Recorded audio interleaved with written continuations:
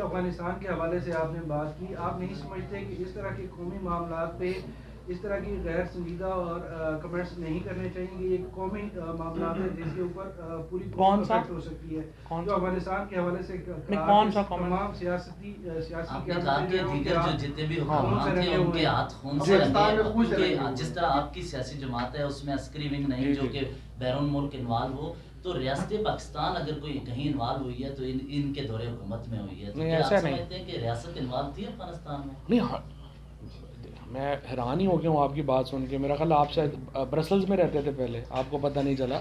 पाकिस्तान की अफ़गानिस्तान के साथ जो लड़ाई है वो तो 1980 से पाकिस्तान में रियासत इन्वॉल्व है। यही तो झगड़ा है पाकिस्तान में सबसे बड़ा कि आपने किस हद तक इन्वॉल्व होना है, किस हद तक नहीं होना। मैंने आपसे ये कहा, अफ़गानिस्तान के ऊपर सिर्फ इमरान खान है जिसकी लीडरशिप में वहाँ पे इज़्ज़त है। नवाज़ शरीफ को, जरदारी को तो इन लोगों की तो कोई इज़्ज़त नहीं है ना। इन लोगों को जो है, क्योंकि ये समझते हैं कि ये तो पपेट थे वहाँ पे अमरीकी रजीम के, और इसीलिए वहाँ पे जो नुकसान हुए वहाँ की लीडरशिप इनको बरह रास्त मुलव्वस समझती है वहाँ पे।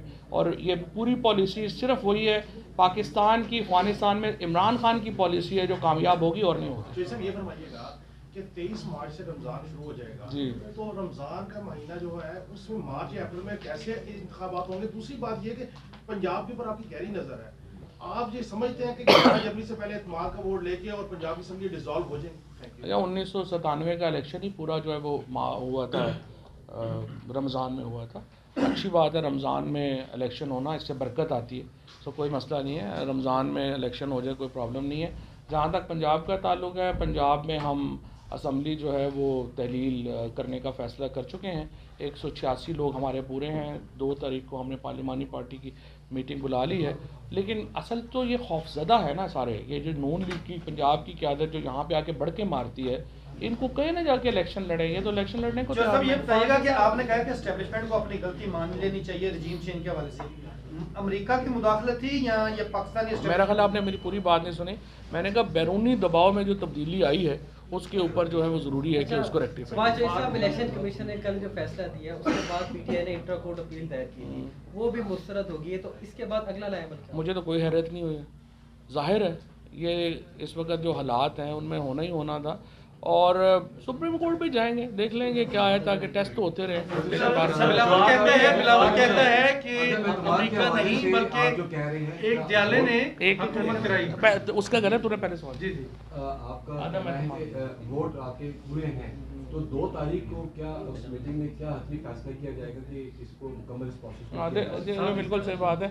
देखिए हमारा जो तरीका है, हम तो पहले भी चाहते थे कि असम्बली तोड़ दें, वोट ऑफ नो कॉन्फिडेंस लेके आ गए। अब भी 2 तारीख के बाद हम चाहते हैं कि 11 से पहले वोट ऑफ कॉन्फिडेंस हो जाए और उसके बाद जो अंडरटेकिंग विड्रॉ करके हम असम्बली डिसोल्यूशन की तरफ जाएं। ये असम्बलियों ने डिसॉल्व होना है, इसके बगैर कोई हल नहीं। सर बिलावल कहते हैं, बिलावल भुट्टो ने कल स्पीच में कहा कि अमेरिका नहीं एक जाले ने हुकूमत कराई है और उससे तो चैलेंज किया खुला। और ये गिराने के बाद फिर बिलावल और जरदारी की आंख खुल गई। उसको यहाँ पे बिठा देंगे, वो कोई फैसला लेगा, उसके ऊपर तनकीद होगी, जलसे जुलूस निकलेंगे, वो तो जूते छोड़ के भाग जाएगा यहाँ से।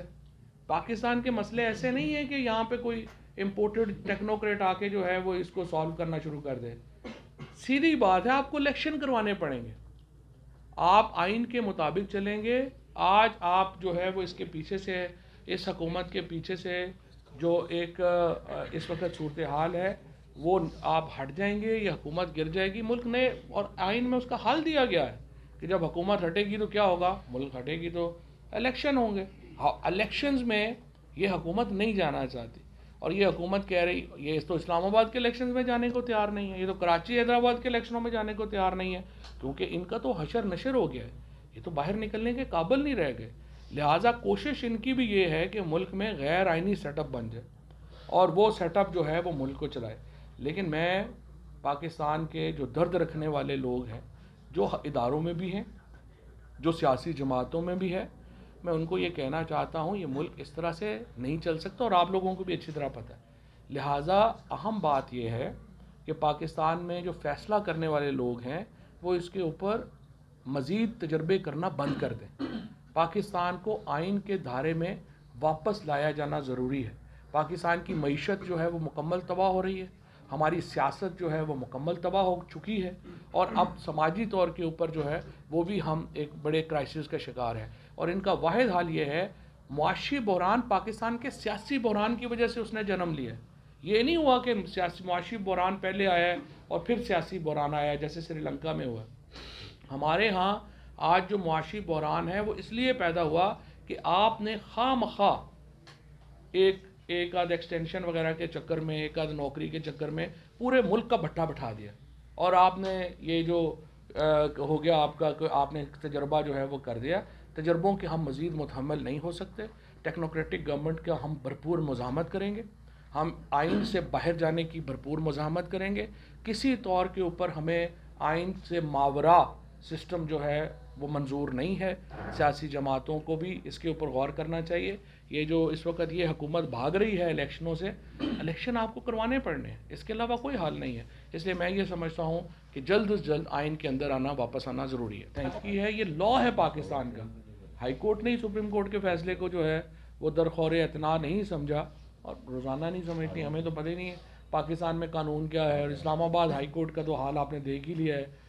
जो चीफ जस्टिस, एक दिन दोपहर सुबह फैसला होता है कि हमारी जुरिस्डिक्शन नहीं है कि हम बाकी सूबों के मुकदमों पे फैसला दे सकें, 12 बजे उसी हाई कोर्ट का फैसला आ जाता है कि नहीं, ये जो मरियम औरंगज़ेब और जावेद लतीफ़ वगैरह पे FIR हैं, उसका ऑपरेशन हम मुअत्तल करते हैं। तो हमें तो खैर अदालती निज़ाम तो पाकिस्तान में रह ही नहीं गया। और आज Pakistan Islamabad high court bar association ने आज़म सवाती के ख़त के ऊपर बड़ा स्ट्रॉन्ग स्टांस भी जो है वो लिया है, और इस पर मैं शुक्रिया अदा करना चाहता हूँ। वकील ही है जो एक हरावल दस्ते का किरदार अदा कर सकते हैं रूल ऑफ लॉ की स्ट्रगल में, और उनको आगे जो है वो होना चाहिए। अच्छा, उसके बाद उन्होंने कहा जी कि आप इस्तीफ़े दें जाके।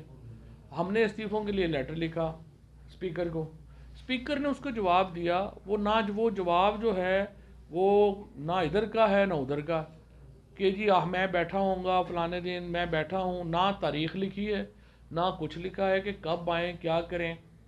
और जब हम फैसला करते हैं कि अब हम जा रहे हैं, अब खुद ही चूँकि स्पीकर ऑफिस की तरफ से तो कोई इंटीमेशन नहीं है, जिस दिन हम कहते हैं कि हम जा रहे हैं, स्पीकर साहब जो है वो ऐसे ऐवान से फ़रार हो जाते हैं जैसे काला चोर भागता है चोरी के बाद।